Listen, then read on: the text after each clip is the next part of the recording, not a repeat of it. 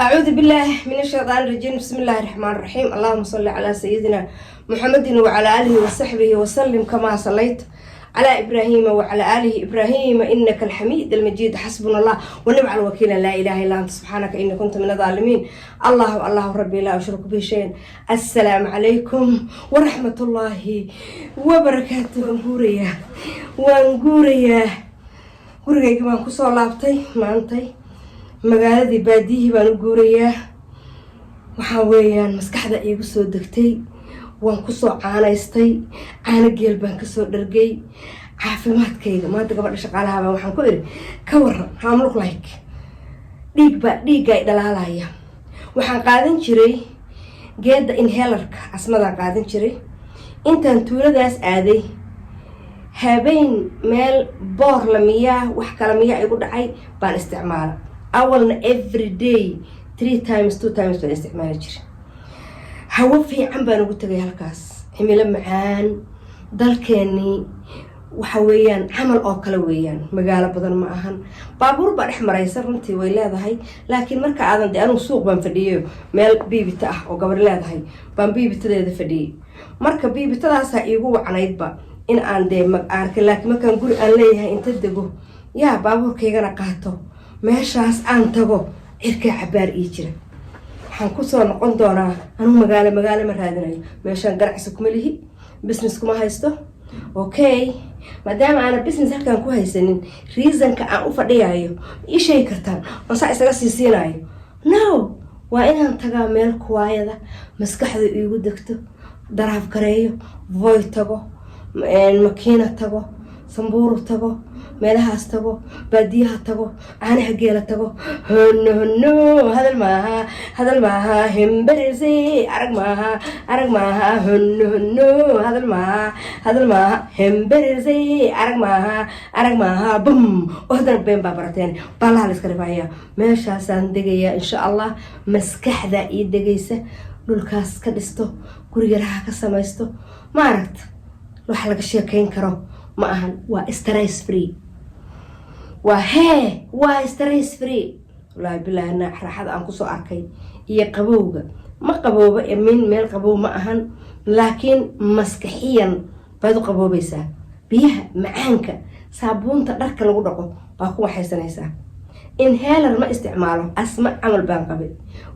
waa buuqaan iyo baddaan iyo waxaan iyo weeye fudaydkayga hamadeeda waxaan hayo cadow oo dhan.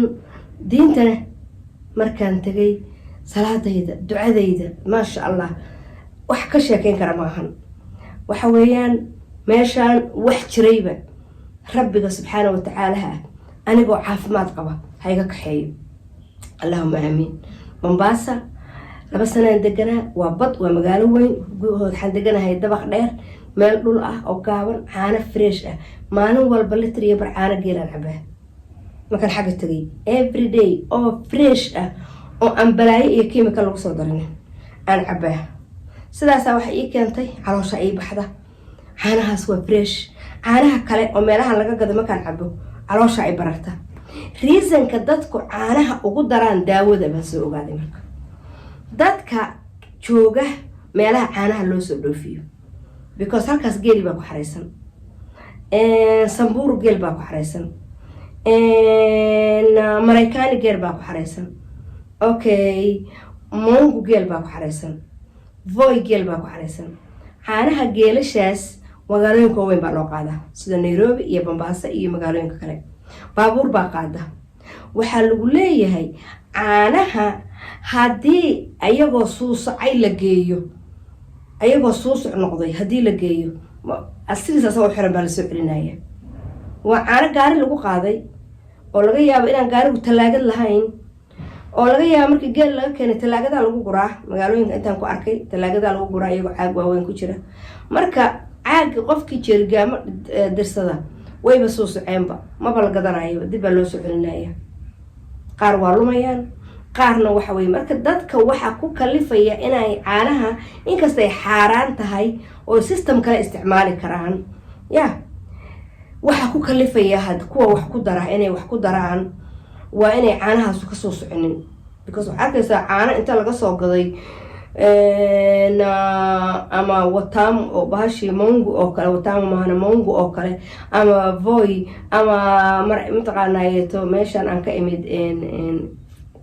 makiina oo kale oo waxaa nala aadayaa Nairobi shadeeda qof gaari inta ku qaato oo jeerga baalki caaq qaato oo halkaas la aado kaas wuxuu ku leeyahay wili waa dhay talaagadna muu gelinin marka sababahaas waxay kalifayaan inay marka dadka intii sun la siin lahaa anigu kulay caanaha Mombasa ama caanaha Nairobi afka hadaan saaro calooshu waa ibararta halkaas ay tagtaa okay maxaa kaloo helaysaa culays caanahan hadda marka cabo sometimes calooshu iguma baxdo caanahan hadda rasmiga labada caanoodba waa arka labada caanoodba waa ku arka makiina waa ku arka sambuur aleele caano macaan oo fiican baan ku arka kuma arag marka inta badan waxaan cabaa caano fiican because dhadhankoodan xataa aqaana calooshuna way ku baxaysaa caanuhu markaan waxba lagu daranin marka meeshaas waxaba iigu daran u aadayaaba haddaad maalintii litriya bar caana ama 2 litr oo caana aad cabtid caano geela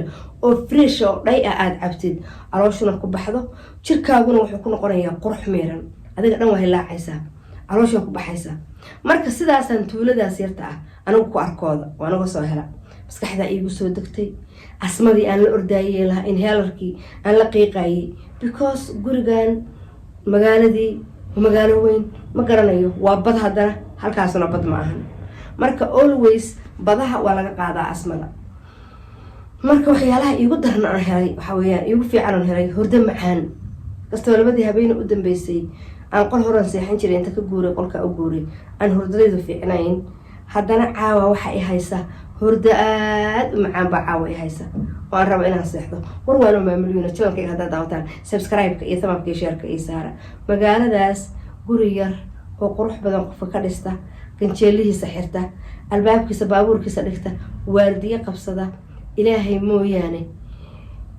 mooyaane wax kaa koreeya ma jiraan aakhiradaadana aad u shaqaystid salaadaada 5 waqti tukatid sunnahaaga soontid kaala arag faradkaaga soontid alxamdulillah sanadkan waxaan ku soobayaa makiina road baan ku soomeeyaa haddii ilaahay nafta ii daayo oo aan bishaan shabcaan hadda lagu jiro aan ka baxsado warwaan salaamaya asxaabtayda waxaa idin leeyahay noloshu ha idiin wacanato waa anagiyo geedi ah waa geedi bari waxaan doonanayaa bokosyo aan alaabta ku gurto si aan u guuro oo aan ugu guuro makiina road ee dalka Kenya salaamu calaykum waraxmatullaahi wabarakaatu dadana ila mid oo Soomaaliya nolosha samaystay idinkuna waa samaysan kartaan aniguna waa samaysanayaa insha Allah dadaalaya anoo guri yar baan dhisanayaa laakiin ninkaanu business buu samaystay ma sha Allah qurux meeran